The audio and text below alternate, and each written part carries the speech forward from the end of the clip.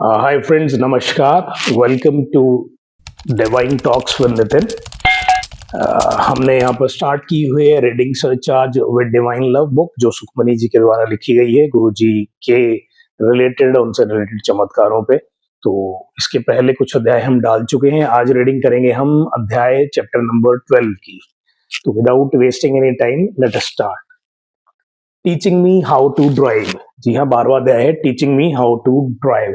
One night, as Guruji retired into his room, I gathered all the prasad utensils and his bedsheet that needed to be washed and started to walk towards my car parked outside.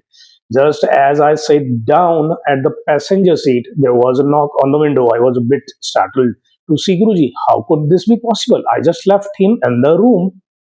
There is no way he could be out here as well. तो बोल रहे हैं जी, एक दिन जब मैं गुरुजी के पास से सारा सामान वहां निपटा के काम वाम करके गई, जैसे ही मैं कार में पैसेंजर सीट की साइड बैठी तभी कार पे नॉक हुआ और मैंने देखा कि गुरुजी। मैं ये देखकर हैरान हो गई क्योंकि अभी तो मैं जस्ट गुरुजी को छोड़कर आ गई हूँ रूम पे, तो गुरुजी यहाँ कैसे हो सकते हैं। With all these thoughts going in my mind, I rolled down my windows before I could say anything. He said, Sukhmani, from tomorrow, learn how to drive. There will be a time when you will drive in Delhi to come and see me. तो जैसे ही अभी ये Sukhmani aunty कुछ बोलते उससे पहले ही गुरुजी ने कहा, कल से सुखमनी गाड़ी चलाना सीखो क्योंकि एक समय आएगा जब तुम दिल्ली में ड्राइव करके कार आओगी मुझे मिलने देखने के लिए। Me and drive? Didn't he know I was mortally frightened of driving because of a massive accident I had on the Bombay Pune highway? तो वो सुखमनी आंटी सोच रहे हैं मैं और ड्राइविंग, यार गुरुजी को पता नहीं क्या कि मुझे तो ड्राइविंग से बड़ा डर लगता है क्योंकि मेरा एक बार बॉम्बे पुणे हाईवे पर एक्सीडेंट हुआ था बड़ा भयंकर। I asked my mother, there is no way I am going to learn how to drive. My stubborn resolve only lasted a day and I was soon enrolled with one of the driving schools in Chandigarh. वो कह रहे हैं जी, मैंने मम्मा को कहा कि नहीं, मैं ड्राइविंग किसी भी कीमत पर नहीं सीखूंगी, पर ये जिद एक ही दिन रही। अगले दिन उनका एक ड्राइविंग स्कूल में चंडीगढ़ में एडमिशन करवा दिया गया। Every afternoon, Guruji would tell me about my progress, or rather, the lack of it. You could not put the fourth gear today, or you can't reverse the car yet. This was all I would hear for the 15 days training I took with the school. तो कह रहे थे गुरुजी सब जानी जान तो है ही, तो गुरुजी कभी इनको कहते थे इससे चौथा गियर नहीं डला, तेरे को गाड़ी रिवर्स करनी अभी तक नहीं आई। ये मैं तब तक सुनती रही जब तक 15 दिन का कोर्स मेरा स्कूल के साथ पूरा नहीं हुआ। Finally Guruji instructed a young boy who thought drove like a maniac who I thought drove like a maniac to teach me how to drive। तो लास्ट में गुरुजी ने एक यंग बॉय को कहा, एक लड़के को कहा सुखमनी आंटी को गाड़ी सिखाने को, और सुखमनी आंटी के अकॉर्डिंग वो बावलों की तरह गाड़ी चलाता था।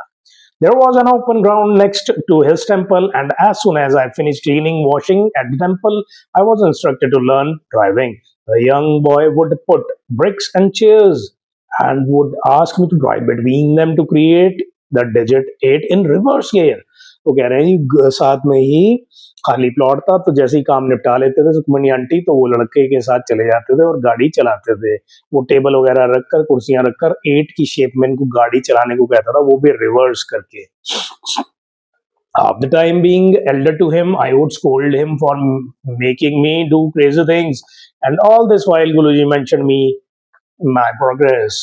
I soon started driving well. I realized maybe sometime in the future I may be needing this skill, and little I know that within a few years my grandfather would be critically ill and my being able to drive would prove to be an asset।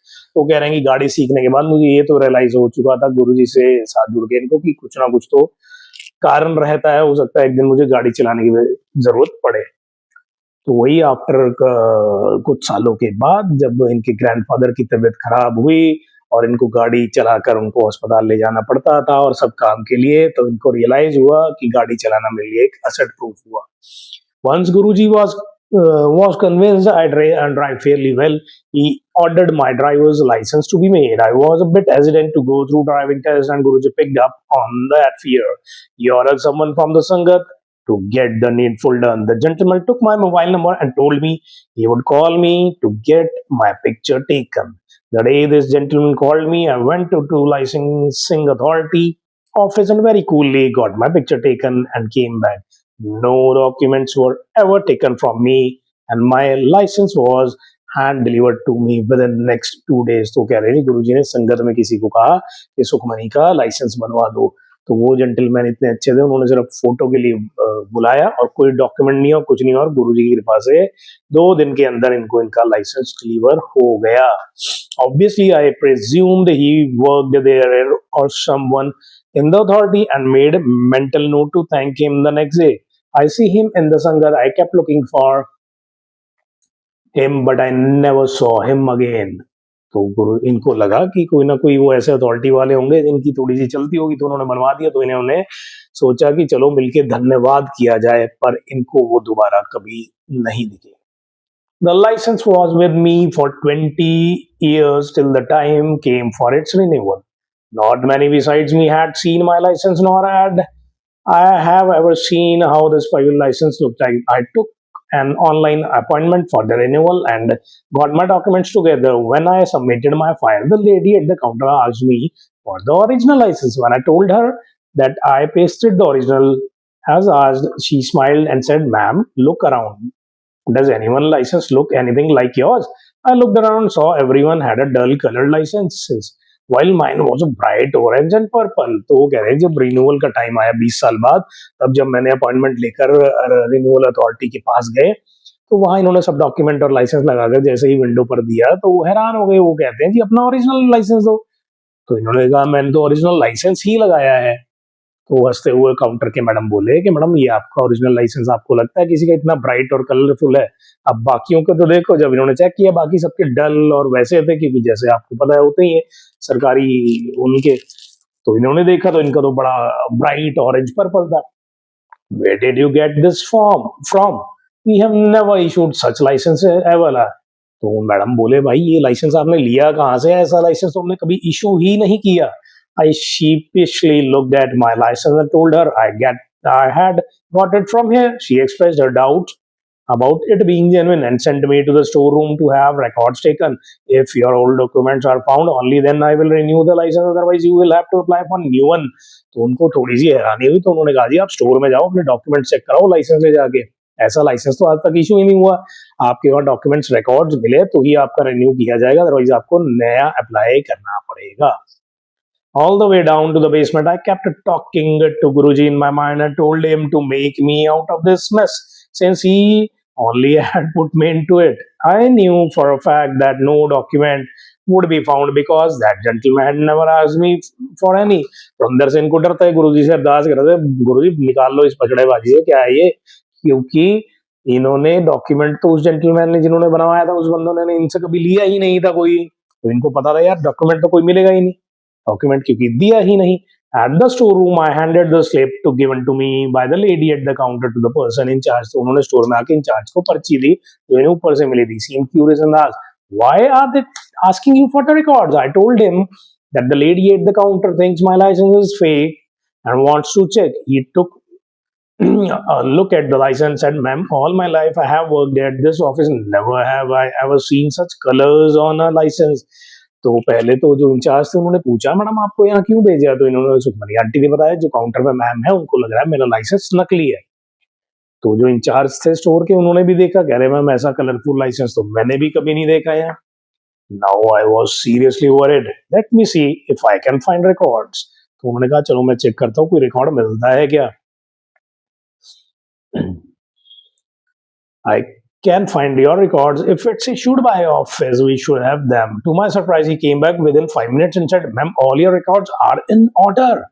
I will give you a slip to clear for renewal of your license, even though I must admit your license doesn't look like we should." I took the slip and ran up to the lady at the counter. She too could not believe my records were actually found. To be honest, neither could I. She had no option but to renew. तो थोड़ी देर में 5 minute में ही जो in charge थे store के वो record check कर आए और उन्होंने बोला मैडम आपके रिकॉर्ड्स मिल गए हैं. जिसपे सुखमनी आंटी खुद बहुत हैरान हुआ क्योंकि कोई डॉक्यूमेंट कभी दिया ही नहीं गया था. तो वो लेकर काउंटर पे आए और काउंटर वाली मैडम भी अमेज थी और सुखमनी आंटी भी मन में अमेज थे कि यार ये कैसे हुआ. As predicted by Guruji much in advance, I eventually drive up to see Guruji in Delhi. That day, I was carrying a big laminated picture of Bada Mandir, which I had clicked and wanted to give it to him. Just before Empire Estate, Delhi, I got stuck in a traffic jam. I was driving a Maruti 800 at that time, and of course, the Delhi traffic jams were very new and frightening to me. तो बोलते जैसे गुरुजी ने सालों पहले ही बता दिया था कि एक दिन तुम दिल्ली में आया करोगी मुझसे मिलने, गाड़ी लेकर ड्राइव कर कर खुद. तो कह रहे मैं दिल्ली जा रही थी, मैंने एक लैमिनेटेड फोटो रखी थी बड़े मंदिर की क्लिक करके जो गुरुजी को देने जा रही थी. और जैसे ही एम्पायर स्टेट दिल्ली पहुंचे गुरुजी के दरबार के पास, तो जाम में फंस गए और ये नर्वस हो गए क्योंकि जाम में इनको कॉन्शियस होना ही था. अभी वो नहीं. Suddenly my car got covered in complete darkness for few seconds. My mom panicked and thought I would panic too and bang my car, although my car was at a safe distance and I did not bang up. But the thought that was baffling me was what caused the complete darkness. वो कह रहे traffic में हम फंस गए और मैं nervous और कॉन्शियस थी क्योंकि अभी मैंने ट्रैफिक में इतना यूज टू नहीं थी. एकदम से इनकी कार के ऊपर अंधेरा छा गया. सुखी आंटी घबरा गए. उनको लगा सुखमनी आंटी भी घबरा जाएंगे और शायद एक्सीडेंट हो जाए, बट इनकी कार सेफ डिस्टेंस पे थी. As we looked in the air, we both saw a huge peacock fly away from my car. Apparently, the peacock was so huge that it just covered my car from all sides. What was even more baffling is that no one seemed to look at it, as if none could see. As unbelievable as it may sound, I saw the traffic did not look as dense as it did a few minutes ago and was moving at a reasonable speed. तो जैसे इन्होंने notice किया इनकी car के ऊपर से बहुत बड़ा मोर उड़कर गया जो आसपास खड़े किसी को नहीं दिखा और इन्हें ऐसा लगा कि किसी ने देखा ही नहीं. और जैसे ही इन्होंने उससे नजर हटाकर देखा तो ट्रैफिक कम हो चुका था और नॉर्मल स्पीड पर चल रखा था. I left the photograph with caretaker since it was early and Guruji was still in Samadhi. I told them I will come in the evening during the Sangadas. In the evening, as we entered, Guruji called my mother and me into his room and said, "Tu gaddi chala ke aayi hai?" I replied, "Yes, Guruji." And he said, "देखे हुए नज़ारे bless करता तेनू तो तेरी गड्डी में." तो जैसे ही गुरुजी के पास शाम को पहुंचे संगत में, तो गुरुजी ने कहा, "तू गाड़ी चला कर आई है, देखा फिर नज़ारे, आज तुझे और तेरी गाड़ी को ब्लेस कर दिया."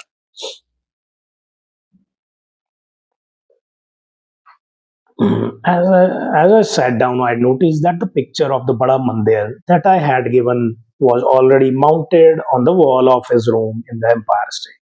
He kept pointing to it all day, told everyone who saw it, Sukhmani ने खींची है, बहुत सोनी आई है, सब कुछ आ गया है, प्रोफेशनल्स भी नहीं खींच सके, इतनी सोनी आई है.